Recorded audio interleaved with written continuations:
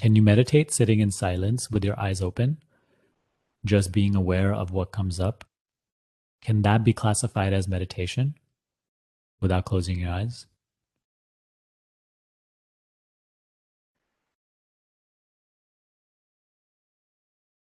Meditation isn't necessarily a thing you're doing, in the high in a higher sense. It is not necessarily you sitting away, locking yourself away, and sort of trying to be quiet or focus. Meditation in a higher sense is being as you are, free from taking yourself to be what you are not, free from identifications with what you are not.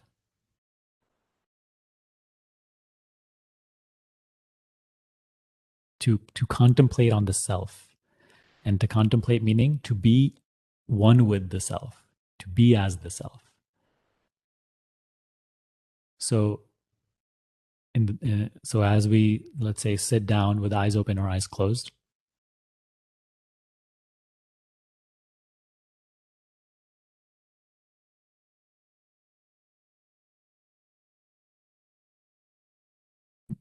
notice that even when you say, oh, I don't want to think, like I'm trying not to think, yet thoughts keep rushing in, always taking you in this direction, that direction, this direction, this direction. Each thought has like a different perspective from where it is being thought, meaning like a thought will be maybe a sort of a positive interpretation. And notice how at the heart of that is like a positive me. And then literally the next thought will be like a fearful thought. And at the heart of that is like a fearful me. So each thought, it actually imposes on you a different identity. We take ourselves to be all of these changing masks, and right, it's always a different mask. So it's a constant shape shifting, a constant mask wearing, changing.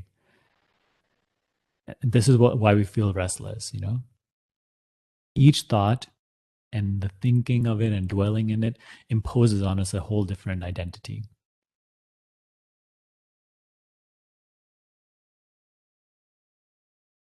So when you're sitting down and you close your eyes, what you're basically doing is you're tuning out the sense of sight, of eyesight. You maybe still be hearing something or feeling something, right? So you can't tune out every sense. But the reason you're tuning out all the senses is because the what we call the ego, or the personal identity, the self-image, it is always latching onto something, any input. So what I'm seeing, right? The mind is constantly judging, interpreting, describing. Please notice that even here, it will not stop. It is constantly describing, judging, talking. And us unconsciously identifying with that, we are constantly now becoming the one talking. We impose on ourselves the limitation, the mask of personal identity, the one speaking, the one talking. In this way, the personal identity remains strong, nourished by constantly describing the experience. So in meditation, the reason we say, sit down and practice is because in those moments, you're simply completely turning away from experience. You're sort of like no longer taking in more sensory information, which gives you the opportunity, the capacity to actually start to now be still, be as you are, free from this constant association making, this attachment to describing or whatever. Still, even though when you tune out the senses, you still have this roommate, this person or this thing constantly now describing things that happened in the past, or things that maybe you think are going on right now, or what may happen in the future. But this already is a big step, because previously this was just unknown to us. This was just happening on automatic, taken to be me, while we were just so dwelling and immersed in the sensory experience. So that is just total sort of an unconscious mind identified state. Now you sit down and you're trying to meditate. So you sort of blocked out the other sensory experience, but what is not in the realm of the senses yet is still perceived. It is the thoughts, the inner feelings. And so this is now the level you're working at, right? This is driving you restless. This is creating the appearance of restlessness. So that is why it is easier and let's say for most more effective to close your eyes, because your eyes are, again, like eyesight is the visual world is that which you interpret the most. So when you simply, by the closing of your eyes, the world vanishes. In that moment, the world is not. So automatically the mind will no longer describe what is being seen, because nothing's being seen. It may latch on to now different things, but at least now we can work with that. At least we're no longer just dealing with the mind now constantly judging what is, like fresh intake of content. However, that need not necessarily be you.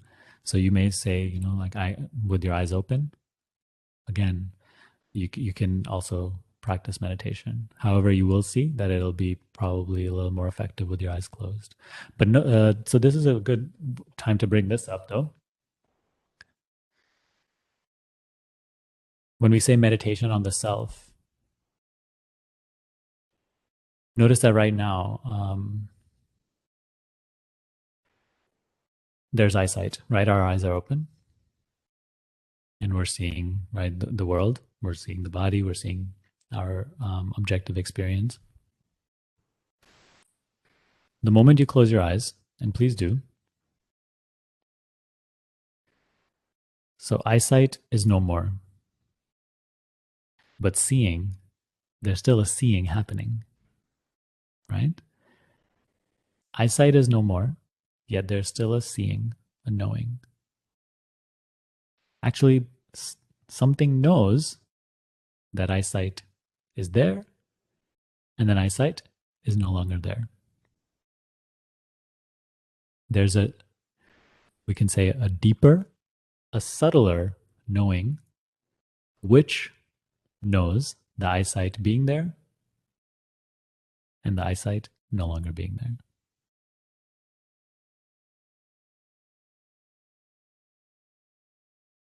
Same with any other sense. There's a deeper, subtler knowing of there being a lot of noise and a lot of hearing, and then silence and the lack of hearing.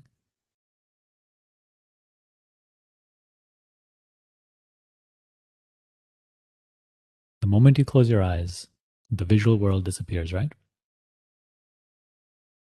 Now, what you are seeing is maybe blackness, or what you're seeing is, or knowing is thoughts, sensations, sounds,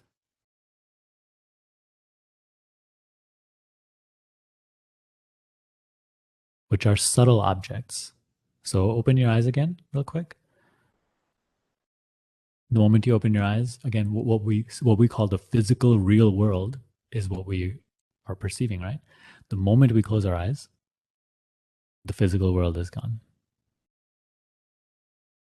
The physical objects are gone. Now what we know, now what we are aware of, are subtle objects like thoughts, sensations, feelings.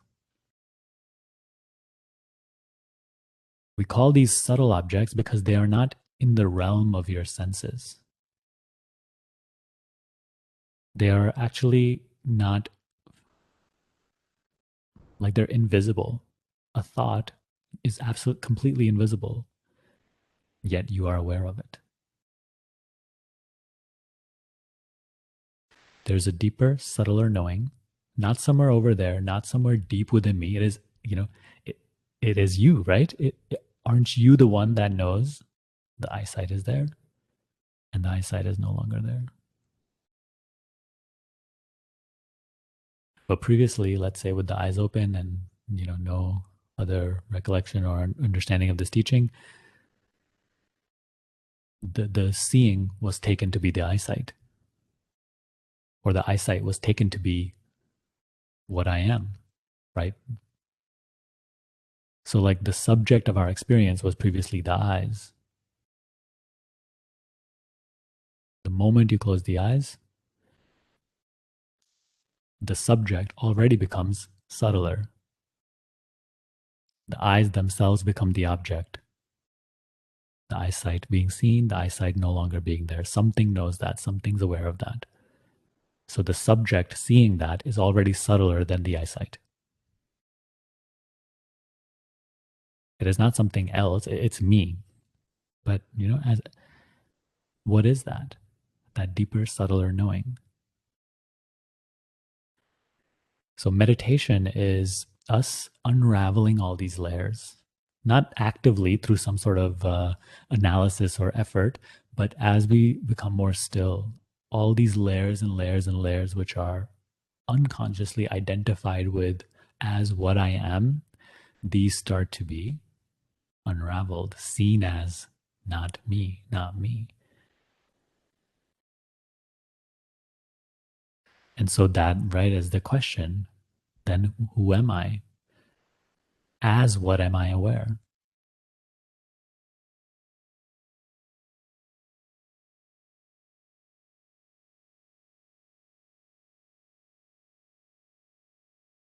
To to be that which knows, to be one with that self that knows, to be as that self which knows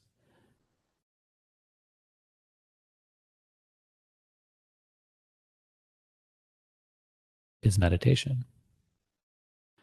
To be that which knows, knowingly being that is meditation. Rather than going outward in all of these directions through the sight, through the hearing, through the thinking, through the feeling. So that same, we can say that subtler knowing becomes the hearing, becomes the thinking, becomes the feeling, becomes the sensing. Yet in essence, it is none of those things. So meditation is us unraveling these layers. Silence is us severing these outward energies just for moments at a time, and sort of uncovering our sort of a naked identity.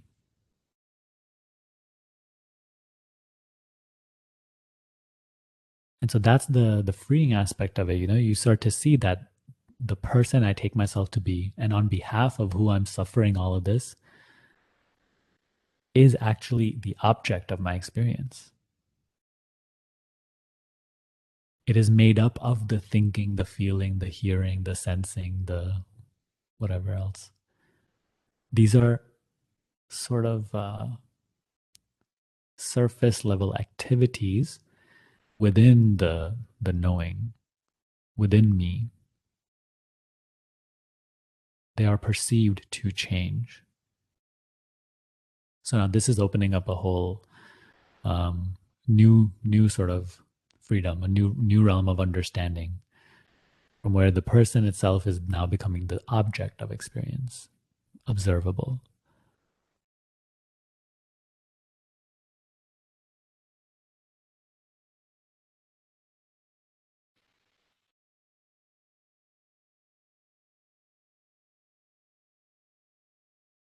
The same knowing which is aware of eyesight and the lack of eyesight.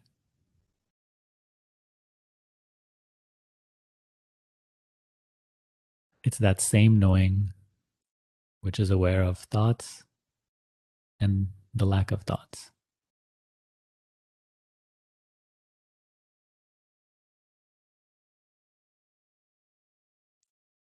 It sees thoughts talking, yet does not talk itself.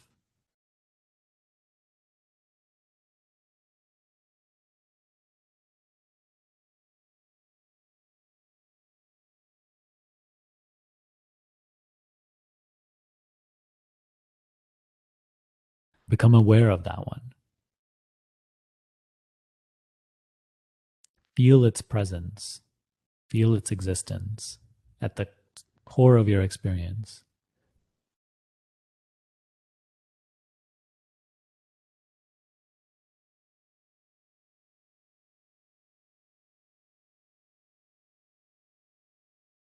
Become aware of its aliveness, its realness.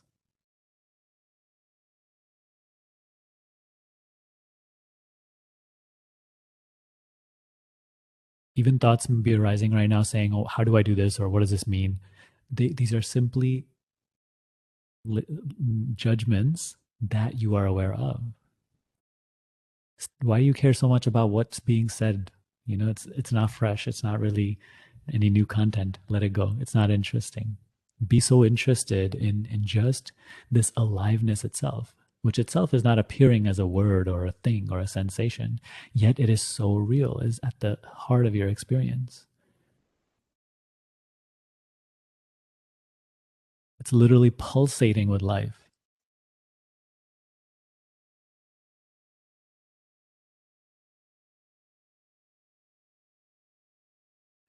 It's literally the joy of existing.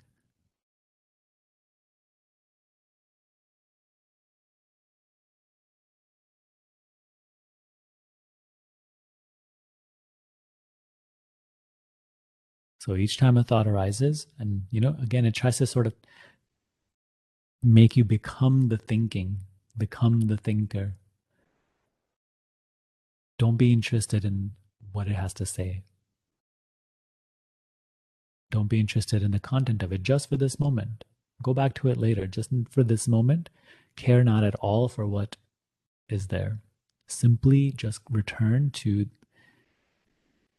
being aware of this very awareness, of the knowing, of the aliveness.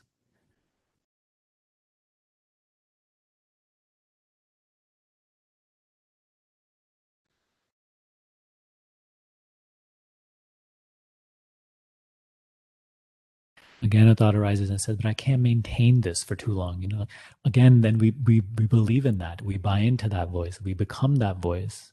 And now we are that which can't keep this going. So the moment you see that arise, just let it go. Let go of caring about what it says. Don't go that way. Simply to the best of your capacity, return to being aware of the very awareness.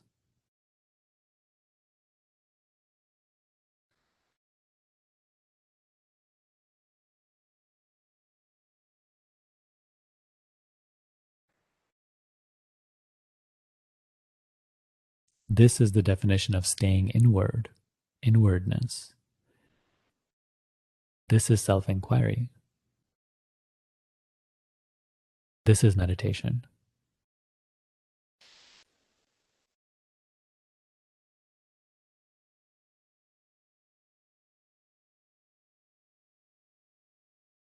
It's like the path, the pathless path to the self.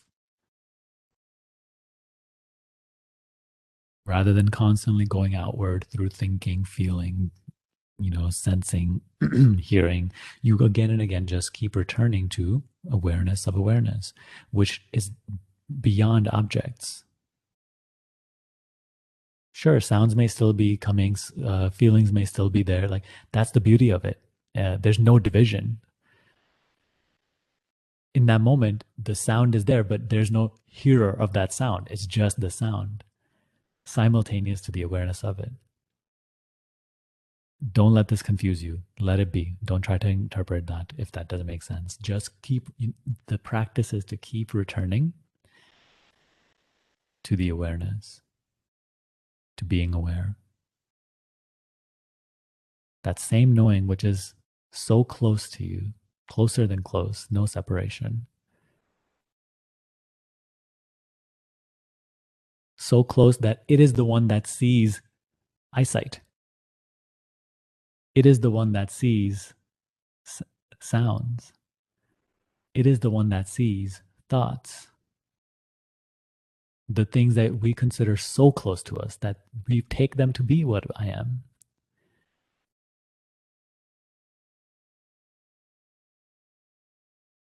Yet they are also seen at a distance. This unconscious tendency to become the thinking, become the feeling, become the sensing, right? Going outward through these creates the appearance of a solid individual me and a solid real world. Whereas the physicality of the individual person and the world is itself starting to break down in this awareness of awareness.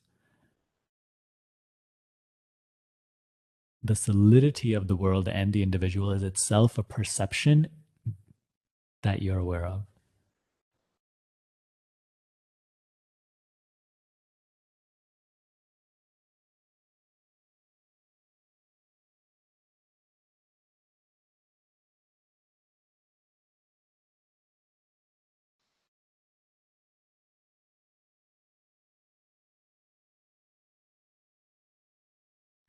So here in this program, in this teaching, in what really the spiritual path really is becoming interested in awareness itself rather than the content inside of awareness, which is what we considered like day-to-day life, like what we know. That's all we know. We just know appearances. We know life as we know it, personal existence.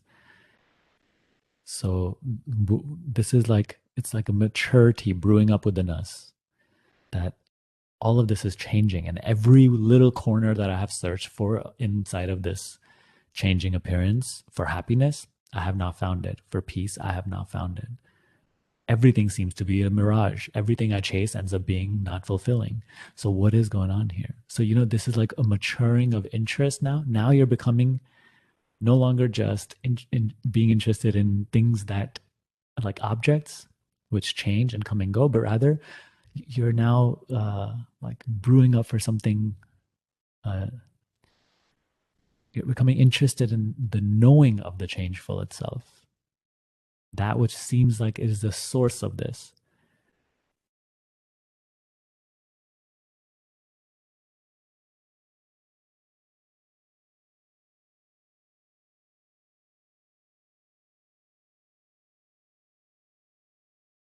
So of course, conversations like this they're really helpful, and they're sort of they open us up to that new direction. But ultimately, but don't get caught up in the complexity of these conversations and these words.